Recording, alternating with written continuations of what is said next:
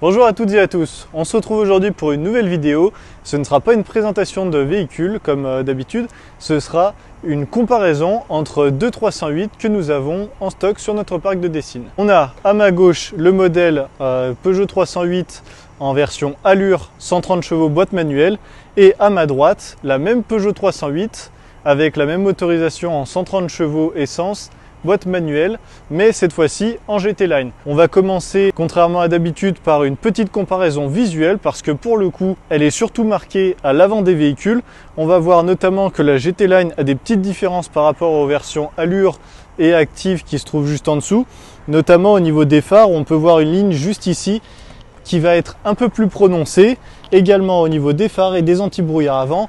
Les lignes sont de toute façon sur toute la voiture beaucoup plus agressives. On pourra voir par la suite au niveau du pare-choc arrière une seconde différence, mais pour l'instant on va rester à l'avant et on va poursuivre avec le moteur. Donc comme vous pouvez le voir, la présentation du moteur, c'est le célèbre moteur de Peugeot en 1,2 litre PureTech qui tourne sur 3 cylindres et qui est extrêmement performant avec une puissance de 130 chevaux. Vous avez de quoi rouler sur un véhicule aussi léger. Vous pouvez voir d'ailleurs à ma droite qu'il est absolument identique entre le modèle Allure et le modèle GT Line étant donné que les deux sont en 130 chevaux essence forcément. Le véhicule faisant 4,25 m de long et étant assez spacieux notamment dans l'habitacle, le gros avantage qu'offre ce moteur, vous avez une accélération notamment avec le turbo qui est assez punchy. Je vous laisse maintenant me suivre pour découvrir les lignes des deux véhicules. Alors au niveau des portes, vous allez pouvoir voir qu'elles sont assez similaires.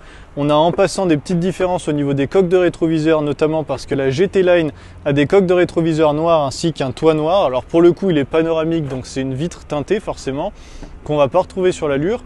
Mais en revanche, le reste des lignes chromées autour des vitres est absolument identique. Vous allez pouvoir voir également les jantes en 17 pouces absolument identiques. En revanche, on va avoir de grosses différences sur les deux pare-chocs arrière, notamment grâce aux lignes sportives de la GT Line. Au niveau des pare-chocs arrière, on voit tout de suite une nette différence. Comme je le disais tout à l'heure, le style de la GT Line ressort énormément, tout comme le bas de caisse qui est en biton, donc qui va se distinguer du gris et faire surtout un rappel à la vitre teintée qu'on a vue pour le toit panoramique en noir. Vous avez également deux fausses sorties d'échappement qui vont encore une fois appuyer le look sportif. Contrairement à ma droite à la version Allure qui a des lignes beaucoup plus fluides, beaucoup plus souples, comme on a pu le voir à l'avant. C'est ce qui caractérise l'Allure. Vous avez beaucoup plus de confort. On voit en revanche aucune différence au niveau des équipements puisqu'il y a à l'arrière les radars et d'un côté et de l'autre. Et le coffre est exactement le même. Vous avez 420 litres de coffre de chaque côté. Et comme vous pouvez le voir, aucune différence ni au niveau esthétique ni au niveau des équipements. On n'a pas de prise en plus ou quoi que ce soit. Et en rabattant les sièges à l'arrière de chaque côté, on peut atteindre jusqu'à 1228 litres de coffre, ce qui est quand même assez conséquent. Même si concrètement, ce gabarit de coffre permet tout à fait de mettre des valises pour partir à 4 en vacances. Il n'y a pas de souci de ce côté-là. Je vous emmène maintenant, on va commencer par l'Allure. Et on va pouvoir voir là où tout se passe une nouvelle fois, c'est-à-dire le poste de pilotage. À l'intérieur, comme vous pouvez le voir, un espace assez spacieux, comme je le disais tout à l'heure.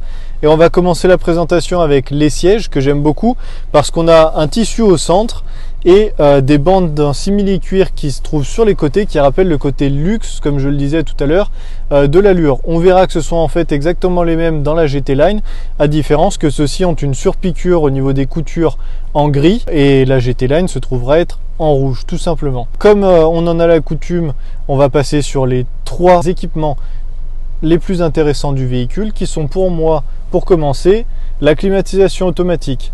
Donc comme vous pouvez le voir, on a un réglage du côté du conducteur et du côté du passager au cas où les températures désirées seraient différentes, et on peut mettre un mode automatique pour que le chauffage ou le froid se gère tout seul, tout simplement. Deuxièmement, on va rester sur l'écran tactile puisqu'on a un niveau d'équipement qui est quand même assez haut.